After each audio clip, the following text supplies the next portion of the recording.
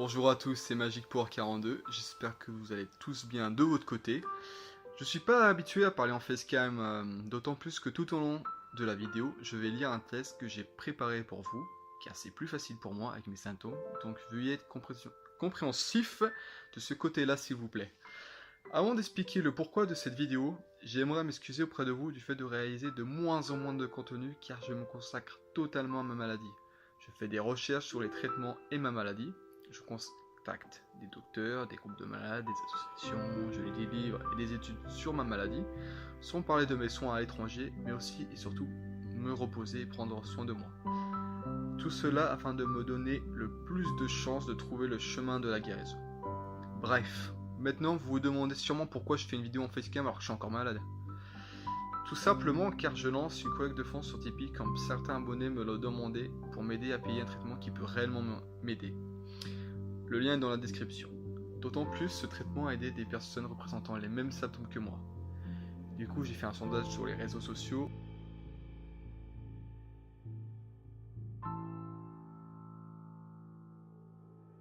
Twitter et Facebook pour savoir si vous comptiez m'aider et j'ai reçu une réponse positive pour la plus grande majorité. Pour vous dire vrai, et je vais reprendre ce que j'ai dit sur Tipeee pour m'expliquer au mieux, c'est plus facile pour moi de lire car ma concentration est très limitée. Donc désolé pour ceux qui ont déjà lu, mais à la base j'étais totalement contre l'idée d'organiser une collecte malgré le fait que certains abonnés me contactaient pour m'en faire part dans le seul but de m'aider. Mais il faut aussi dire qu'à ce moment-là, mon intention était d'aller me faire soigner aux États-Unis par le docteur le plus réputé de cette maladie, le docteur Richard Horowitz, connu pour avoir traité plus de 12 000 cas, et pour y arriver, il fallait avoir de sacrés moyens. Des milliers et des milliers d'euros.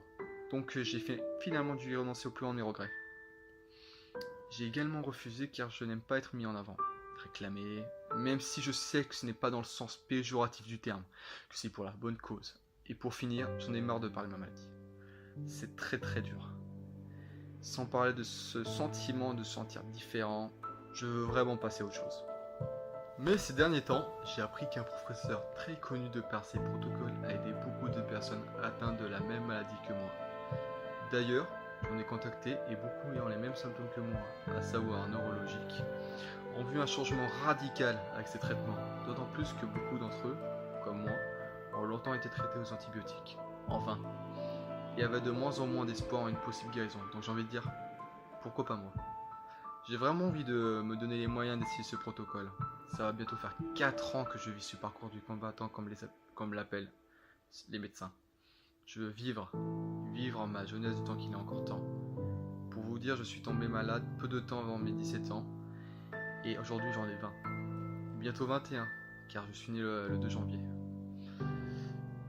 Et pour reprendre ce qu'on disait, j'aimerais aussi reprendre mes passions sportives. Me réveiller chaque jour avec des projets en tête, comme avant, et essayer de rattraper le temps perdu, tant bien que mal, même si cela s'avère très difficile. Malheureusement, vous l'imaginez bien, je pense, ces traitements ont un prix, et pour y parvenir et m'aider, il me faudrait 400 € par mois. Bien évidemment, et je tiens à le souligner, je ne force personne à me verser le moindre euro. Vous faites selon vos moyens et vos envies. Vous êtes les possesseurs de votre argent, vous faites ce que vous voulez avec. Je ne suis personne pour vous obliger à m'aider et ou vous juger.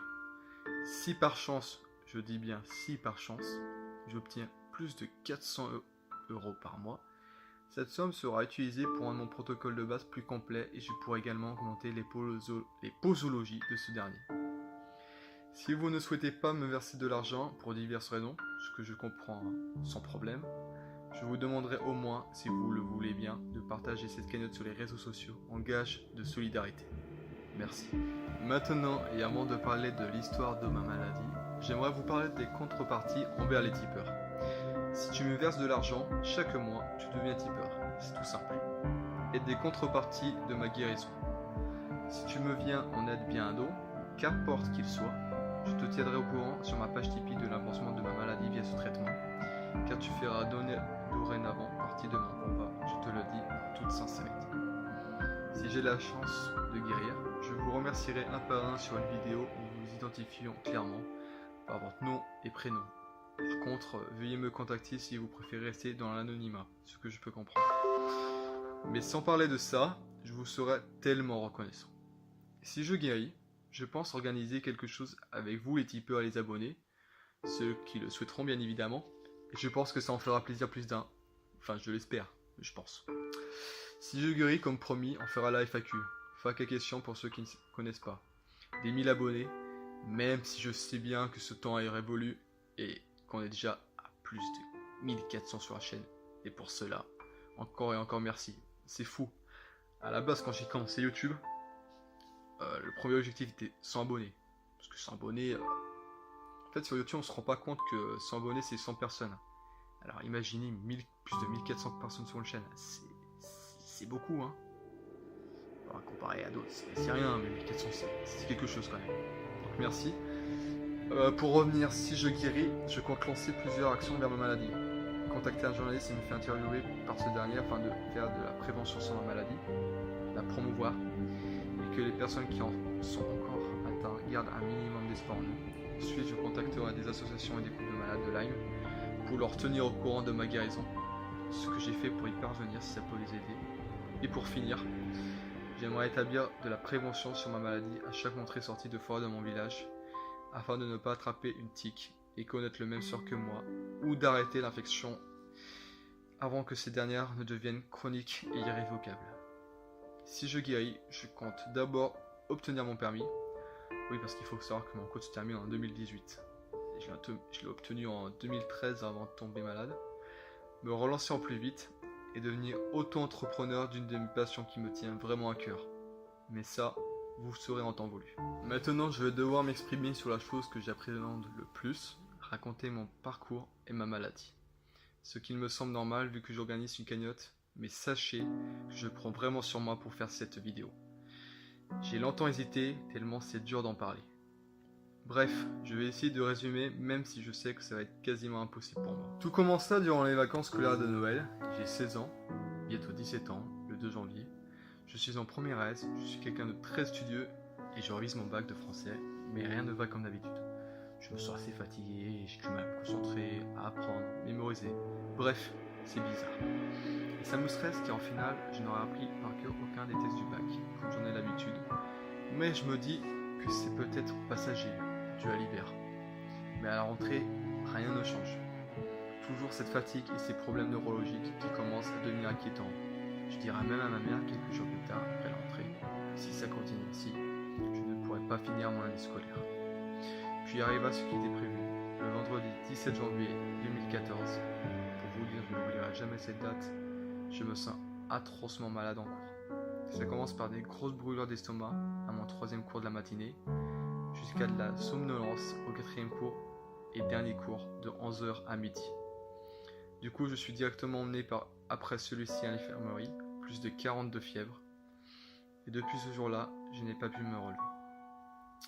Du coup, je me rends chez mon médecin traitant pour savoir ce que j'ai. Elle me dit une gastro-intestinale.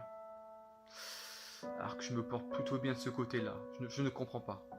Je suis certain que ce n'est pas ça. On fera quelques semaines plus tard plusieurs prises de sang pour donner un nom à mon mal.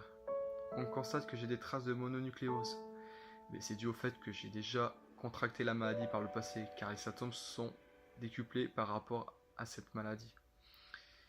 Les médecins ne trouvent pas, donc ils veulent m'envoyer chez un psy. Ils diront comme beaucoup d'autres limés ont eu dans leur parcours, c'est dans la tête. La facilité. Je suis mirant tout de même pour prouver que je n'ai rien à faire là, et les psys que j'aurais essayé ne me trouvaient aucun symptôme psychologique. Ils diront aussi que je n'ai rien à faire là. On ira même jusqu'à aller chez un guérisseur pour espérer un miracle, mais il n'en sera rien. Bref, le temps passe et toujours rien. Pendant ce temps-là, j'apprends comme quoi qu'on nous dit que je simule. On me juge. Déjà que je suis bien bas mentalement, avec le fait d'être en retard scolairement et pour le bac, que je ne sache pas de quoi je suis atteint sans parler de ce problème personnel que j'ai dans ma maladie, imaginez comment ça peut m'impacter mentalement et moralement. Tout ça me donnera des idées bien noires par le futur, même des idées de suicide, mais aucune tentative, car j'ai une personne qui a toujours été là pour moi, c'est ma mère, et sans elle, je ne serais pas en train de parler devant vous. Ça, Sinon, mes journées se résument à dormir du matin au soir. Et quand je dis ça, je passais vraiment mes journées qu'à dormir. Quitte à ne pas manger pour la plupart du temps. Je me comparais même à la Belle au bois dormant, tellement c'était fou. Mes symptômes à ce moment-là sont très nombreux, comme en témoigne le surnom de la maladie de Lyme, la grande imitatrice. Ce qu'il faut savoir, c'est qu'avec la maladie de Lyme, les symptômes peuvent être cardiaques, musculaires et neurologiques, le plus fréquent. J'ai eu les trois en même temps. Pour les symptômes cardiaques, par exemple, j'ai eu la tachycardie lors de ma première année. Ce qui me faisait énormément peur, me faisait penser au pire. Imaginez votre cœur qui bat à 100 à l'heure. Vous l'entendez, vous le ressentez. Comment vous voulez fermer l'œil? Pour ce qui est musculaire, j'avais une sensation de brûlure sur les articulations et les muscles. D'ailleurs, à un moment donné, il m'était impossible de pouvoir marcher seul, obligé d'être épaulé. Et j'ai même connu le fauteuil roulant à l'hôpital. Ensuite, il y a aussi eu les crampes, la rigidité des articulations, du cou, du dos, etc. Durant une période, je n'arrivais même plus à me lever du lit. Je tombais directement en voulant me lever, tellement mon corps était lourd. J'ai l'impression que ce corps n'est pas le mien, puis les sensations de picotement, comme si tu as une araignée qui se balade sur toi alors qu'il n'y a rien du tout. Et pour finir, un équilibre difficile, obligé de m'agripper à des meubles, murs, descendre les escaliers sur les fesses. Pour ce qui est des symptômes neurologiques, ceux qui m'handicapent au quotidien, liés à la fatigue, les migraines à l'avant et l'arrière du cerveau, troubles de la concentration, de la mémoire, de la lecture, oubli, mauvaise mémoire à court terme, difficulté à parler. Je cherche mes mots, par le passé j'en oubliais, des mots tout simples comme fourchette, cuillère, hôpital. Puis j'ai même connu une période où je n'arrivais même plus à parler, m'exprimant avec des signes. Et pour finir, la désorientation, Oula, attends. Qu'est-ce que j'ai mis? Comment on dit, c'est...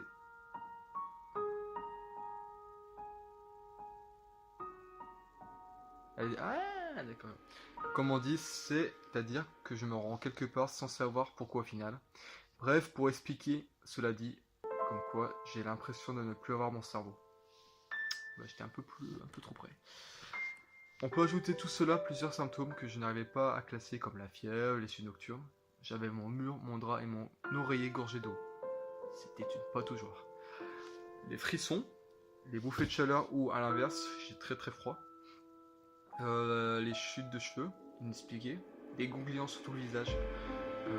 J'avais le visage déformé à un moment donné. L'acné, mal de gorge, maux d'estomac, la diarrhée, manque de souffle, insuffisance respiratoire. À un moment donné, j'avais énormément du mal à respirer, ce qui me faisait aussi très peur avec la tachycardie, comme je l'ai déjà dit. La vision double aussi. Douleur dans l'oreille, sifflement, bourdonnement, vertige, malaise, étourdissement, tremblement, saut d'humeur, irritabilité, dépression, troubles du sommeil et plein d'autres que j'ai dû oublier. Au jour d'aujourd'hui, globalement, je ne ressens plus que des douleurs neurologiques. Mais c'est ce qui m'a toujours le plus handicapé, malheureusement, dans ces symptômes. Donc, mes symptômes actuels sont la fatigue, les migraines à l'avant et à l'arrière du cerveau, les vertiges, difficulté à parler, troubles de la concentration, de la mémoire, de la lecture, difficulté à réfléchir, oubli, mauvaise mémoire à court terme, difficulté à parler, je cherche mes mots, puis les bouffées de chaleur. Je suis toujours torse nu à la base, et cela en n'importe quelle saison. Là j'ai fait un effort en vidéo. L'acné, mal de gorge, maux d'estomac avec la diarrhée, manque de souffle, vertige, étourdissement, équilibre difficile, dépression, troubles du sommeil. Après, pour que vous puissiez le savoir, je pense. Lyme ne s'arrête pas là, malheureusement. La bactérie la plus connue de Lyme se nomme Borrelia. Or, il existe d'autres co-infections qui peuvent rendre la vie plus dure, ainsi que la guérison. Par exemple, il y a d'autres bactéries comme Babesia, Bartonella. Les deux autres, ce sont les deux autres principales. Pour ne citer que... Moi, en ce qui me concerne, j'ai Borrelia, Babesia et Bartonella. Et c'est dû à ça si je suis toujours malade aujourd'hui. Les médecins diront même qu'ils n'ont jamais vu quelqu'un aussi infecté que moi, avec des taux positifs aussi élevés, que c'était fou qu'aucun médecin m'ait aidé à temps, etc., etc., etc. Bref, reprenons l'histoire. En avril 2014, soit 4-5 mois après mes premiers symptômes, ma tante me demande de me demander à mon médecin si ce n'est pas la maladie de Lyme.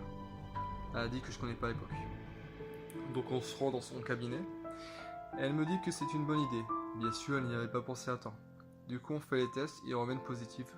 Du coup, 3 semaines d'antibiotiques, mais qui finalement ne feront rien car la bactérie, en 4-5 mois, elle a eu le temps de se développer. Mais le problème en France, c'est que les médecins sont mal formés sur cette maladie. On leur fait croire que la maladie se soigne tout simplement avec une prise d'antibiotiques sur 3 semaines. Et à faible dose qui plus est, alors que non. Si le patient est malade depuis plusieurs semaines déjà, c'est pas sûr que ça marche, à comparer à un patient le diagnostic est fait à temps. Il y a plus de chances qu'il s'en sorte indemne, mais il n'y a malheureusement pas de risque zéro dans cette maladie. Puis aussi, ils sont menacés de se faire suspendre leur droit d'exercer s'ils vont à l'encontre des recommandations, des protocoles de soins de l'État pour la maladie de Lyme, qui sont juste ridicules car seulement 3 semaines et à des doses juste minables.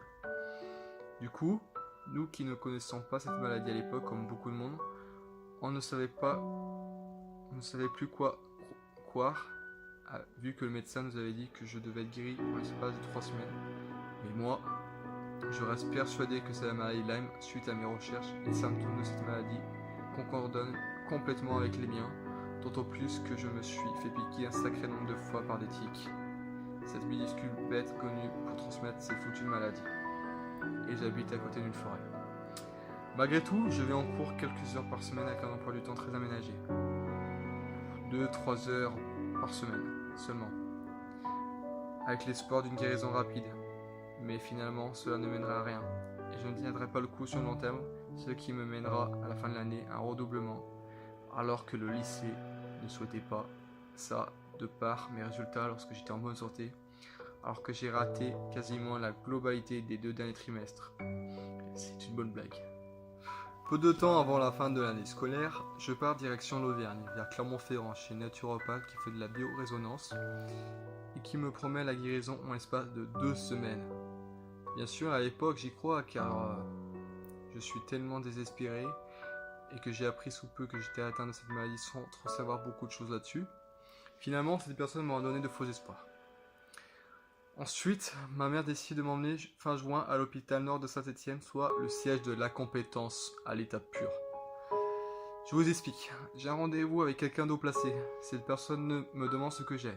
Je lui dis concrètement que j'ai la maladie de Lyme. Et vous savez ce qu'elle me répond ? Cette maladie n'existe pas. Alors je lui réponds devant ma mère pourquoi j'ai des tests positifs à cette maladie. Elle me répond comme quoi les tests positifs ne veulent plus rien dire de nos jours. Ah bon ? D'accord.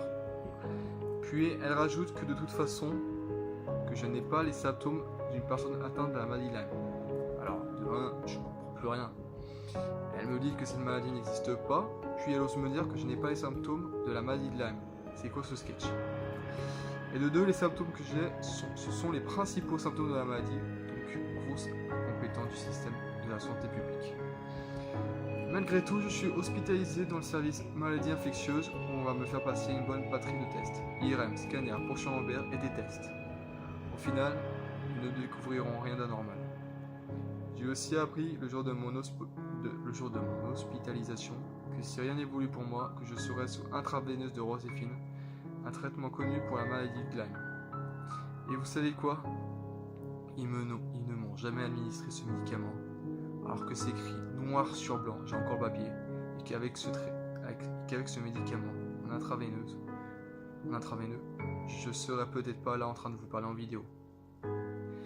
Ils ont osé dire à mes parents comme quoi que c'était psychologique. Ils se sont basés sur le fait que je dormais toute la journée, que je ne sortais jamais de ma chambre. En même temps, je ne pouvais pas marcher tout seul, c'était juste impossible. Et que je ne mangeais rien, dû à l'allergie au gluten qu'on remarquera plus tard, ce qui me causait d'énormes brûlures d'estomac. Ma mère ne les a pas crus car elle me connaît à 100%. Du coup, je pars au bout de 10 jours et on me donne des médicaments qui, selon eux, ne sont pas des antidépresseurs, alors que ceux en sont. Quelques temps plus tard, je partirai cette fois-ci à l'hôpital de Saint-Chamond, pour au final, rien. En septembre 2014, je me rends à Essingeau chez une naturopathe qui connaît la maladie de Lyme par les conseils d'une Lymée, on appelle comme ça les personnes qui sont atteintes de la maladie de Lyme, qui est suivie là-bas. Elle remarquera que je suis intolérant au gluten, comme dit plus bas, et m'imposera un régime sans gluten, sans sucre et sans lactose pour que l'estomac se porte bien mieux. Ce qui marchera et me provoquera moins de brûlures et donc un meilleur appétit. Après, je ne sais pas si c'est avec ce régime ou le fait que je me suis procuré un médicament interdit en France, le TikTox, qui est produit par un laboratoire français qui avait créé ce médicament pour aider les malades contre les recommandations de l'État sur la maladie. Mais mes symptômes musculaires avaient réduit de bonne manière. Malheureusement, aucune évolution avec mes symptômes neurologiques. De mon côté, je ne veux plus être traité naturellement, je veux un lourd protocole avec des antibiotiques. À côté de ça, j'ai des cours quotidiens de 1h à 1h30 de SVT à domicile afin de pouvoir passer le bac de français si ma maladie évolue. Je veux me donner les moyens de ne pas regretter, malgré que c'est dur et que je ne peux pas faire plus d'heures avec mon état de santé, sinon je m'endors ou je fais un malaise. Malheureusement, toujours pas de guérison. Et je serai déscolarisé à la fin de l'année scolaire 2015 sans le savoir directement. Juste une lettre. Même si au fond, être déscolarisé était mon souhait car tout cela ne menait à rien. Ces cours me minaient horriblement vu que mon état de santé n'évoluait pas. Ça m'aidait pas au contraire et je n'arrivais à rien. En juillet 2015, je me rends enfin chez un spécialiste Lyme à Saint-Étienne. Ce dernier sera stupéfait de mes prises de sang positives à Lyme et énervé envers le médecin qui ne m'a pas diagnostiqué à temps. Il me dira même qu'il faudra beaucoup de temps pour m'en remettre, que ça peut se compter en années pour guérir complètement. Il dira même ce que j'avais deviné dès le début, que mon cerveau ne marche pas normalement. À ce moment-là, le moral est enterré. Durant les 2 premières années de ma maladie, ça a été très dur moralement et mentalement. C'est le temps qu'il m'a fallu pour, entre guillemets, accepter cette maladie. Malheureusement, ce docteur n'arrivera pas à résoudre ces foutus symptômes neurologiques. Il sera suspendu de son droit d'exercer quelques temps plus tard pour ne pas avoir respecté les recommandations de soins de la maladie de l'État. Pendant ce temps-là, et je sais que ce n'est pas conseillé, je m'auto-médicalise avec les médicaments que j'ai à disposition et les connaissances que j'ai pu avoir avec toutes mes recherches et mes lectures sur la maladie. Finalement, je trouve un autre médecin Lyme à Lyon et je m'y rends en juillet 2016. Il me donnera aussi des antibiotiques accompagnés de séances chez un kiné pour habituer mon corps à faire un minimum d'exercice, ainsi que des rendez-vous chez une orthophoniste pour faire travailler mon cerveau, mais cela ne mènera toujours à rien. Déçu de comment les malades sont traités dans notre pays, de la compétence de ce pays qui profite de cette maladie pour se faire de l'argent, de n'avoir aucune évolution, je décide d'aller me faire soigner à l'étranger, en Allemagne, en janvier 2017, où la médecine est d'un tout autre niveau, alors qu'on dit que la France est la meilleure médecine du monde. J'en rigole. Le médecin qui me suit en Allemagne parle un peu français car son épouse est originaire de Suisse, mais on parle mi-français, mi-anglais, pour qu'on puisse se comprendre. Les protocoles de soins sont faits et imaginés ensemble, car il sait que les malades chroniques comme moi ont des connaissances en la maladie, et c'est vraiment intéressant de faire ça ainsi. Avec lui, j'aurais eu mes plus gros protocoles antibiotiques, accompagnés d'antipaludiens, malaria, mais encore et encore, ça ne fera rien malheureusement. Rien. Malgré tout, ça a été une bonne expérience pour moi de partir me faire soigner entre guillemets à l'étranger, où c'est un tout autre professionnalisme. Je pourrais continuer avec ce médecin allemand, avec des traitements en intraveineux, comme je le souhaitais, c'était mon souhait, mais c'est juste impossible avec nos moyens. Il aurait fallu que je reste 2 semaines en Allemagne pour qu'il puisse tester les antibiotiques sur moi et voir comment je réagis. Du coup, je ne sais plus quoi faire, mais je rêve de partir aux États-Unis pour être suivi par le plus grand médecin de cette maladie, le docteur Richard Horowitz, comme j'ai dit au début. Or, les coûts de ce voyage reviennent bien trop chers, ce qui me mine terriblement car je ne sais plus quoi faire, et je veux guérir. Et quelques mois plus tard, j'apprends qu'un ancien médecin a aidé beaucoup de malades de Lyme avec ses protocoles de soins, comme je l'ai dit en début de vidéo. J'achète donc son livre pour en savoir plus, son livre est en anglais. J'apprends beaucoup de choses, je trouve ses protocoles très complets et intéressants, mais je me décide tout de même de contacter plusieurs malades de partout dans le monde et d'en tester ses protocoles pour en savoir plus. Différencier le vrai du faux, et tous m'ont affirmé que ce traitement les a beaucoup aidés alors qu'ils n'y croyaient plus, que c'était miraculeux, qu'ils pouvaient enfin vivre, faire des choses qu'ils ne pouvaient plus faire avant. jusqu'à là, etc. Donc voilà pourquoi j'aurais besoin de votre aide. Maintenant vous savez tout, et je remercie ceux qui ont eu le courage de m'écouter jusqu'à la fin. Sachez encore que je ne force personne, je me répète, mais c'est important à mes yeux. Juste un partage de la page Tipeee pourra m'aider si vous comptez ne rien débourser. Cela peut m'aider et vous aurez fait une bonne action pour moi. Avant de finir cette vidéo, j'aimerais vous faire passer un certain message. Si vous êtes en bonne santé, profitez vraiment de la vie, car ce que je vis aujourd'hui peut vous tomber dessus du jour au lendemain. Et c'est en vivant ça qu'on se rend vraiment compte de l'importance d'une bonne santé.